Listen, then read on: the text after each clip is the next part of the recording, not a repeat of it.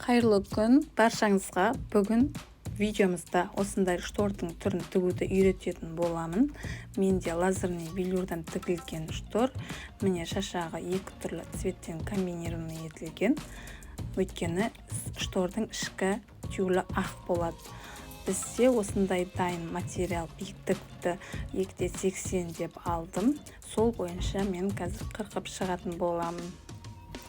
Егер сіздерде де 2,70, 2,60 болатын болса, биіктікке оған 10 см, болмаса 15 см-ді артық тігіске есептеп қырқып алыңыз.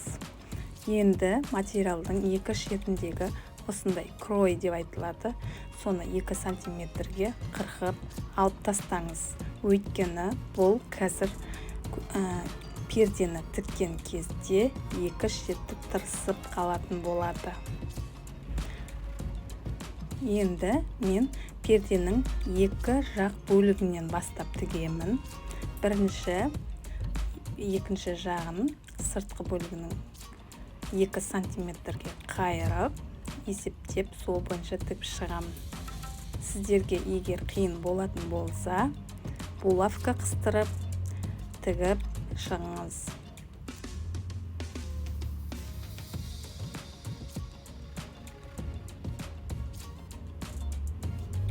Міне, дәл осылай екінші бетіне мен шашақты тігетін боламын. Оны пердені теріс қаратып, оның бетіне шашақты қойып шығамын. Сол бойынша бір тігісін тігіп шығамыз. Міне, шашағының бір тігісін тігіп жатырмын. Бұны да сіз жаңағы алдыңғы неде айтылғандай булавкамен қыстырып тіккен дұрыс. Мен булавкасыз тігуді көрсетіп жатырмын. Міне екінші. Міне шашақты оң бетіне қаратып алыңыз. Енді бетін шашақтың үстіңгі жағын тағы да бір тігіс жүргізіп шығыңыз. Сол кезде арғы теріс бетінен қарағанда шашақта тек бір-ақ тігіс көрініп тұратын болады. Міне осылай асықпай әдемілеп үстінен тағы да бір тігісін бастырып шығыңыз.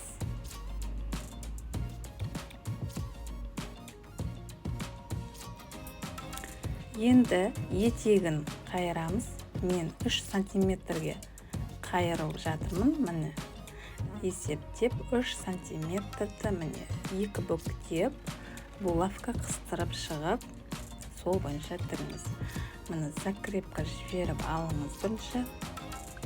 Сосын сол бойынша есептеп 3 см-ге қайырып тігіп шығамын.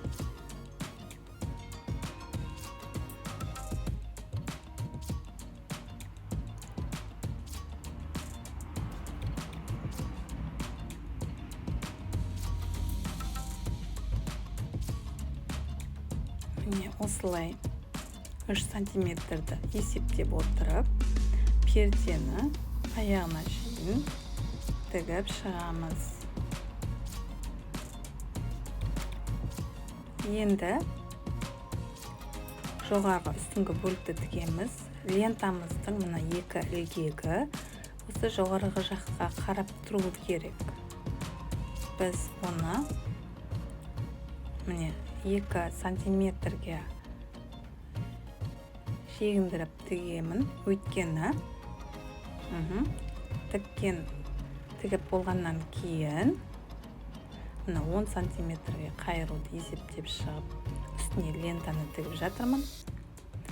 Мына кішкене 2 см қалдырған себебім, біздің потолочный карнизіміз көрінбей әдемі болып тұратын болады. Бұны да сіз булавкамен қыстырып әдемілеп асықпай тігіп шығыңыз. Міне закрепка жіберіп алыңыз. Енді екінші тігісін бастырып тігеміз.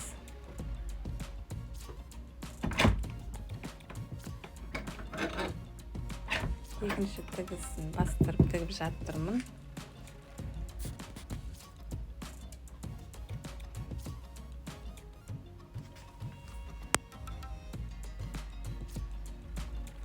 екінші тігісі.